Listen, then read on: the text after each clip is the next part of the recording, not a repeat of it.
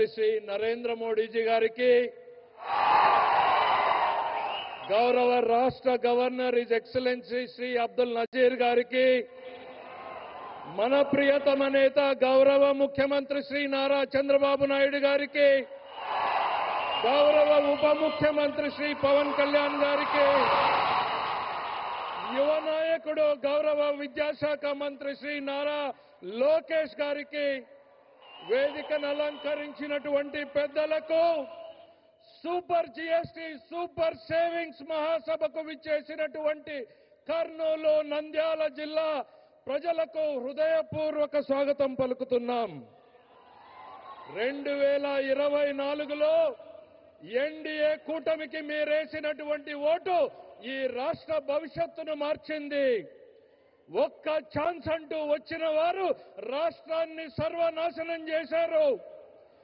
ఒక ఓటు కూటమికి వేసినటువంటి ఒక ఓటు 100 లాభాలను కలిగించింది. ఒకే ఒక సంవత్సరంలో కలిగించింది. ఒక ఓటు లక్షల కోట్ల అభివృద్ధి, ఒక ఓటు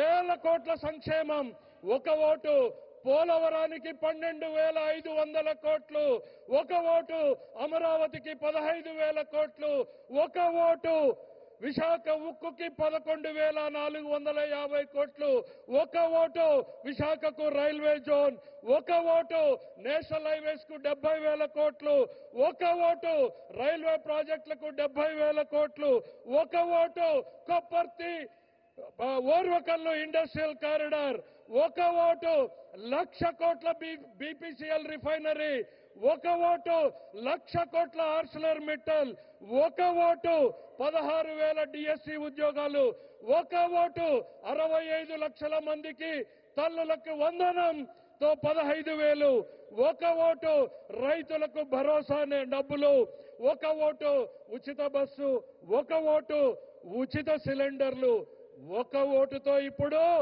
సూపర్ జీఎస్టీ పేరుతో ధరల తగ్గింపు, ప్రతి కుటుంబానికి సంవత్సరానికి 20,000కు పైగా ఆదా కలిగేలాగా, టూత్ పేస్ట్ నుండి సబ్బుల నుండి సిమెంటు స్టీల్ వరకు, రైతులు కొనేటువంటి ట్రాక్టర్ల వరకు, తినే పదార్థాల మీద ప్రతి కుటుంబంలో ప్రతిరోజు చేకూరేటువంటి లబ్ధి ఈరోజు సూపర్ జీఎస్టీతో చేసినటువంటి ఈ జబ్ది. దీన్ని ఇంటింటికి తీసుకెళ్లడానికి నారా చంద్రబాబు నాయుడు గారి ఆదేశాలతో నారా లోకేష్ గారి నేతృత్వంలో ఒక టీం పనిచేసింది.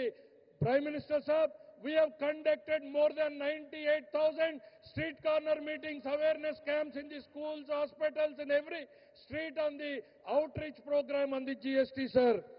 ఈ రోజు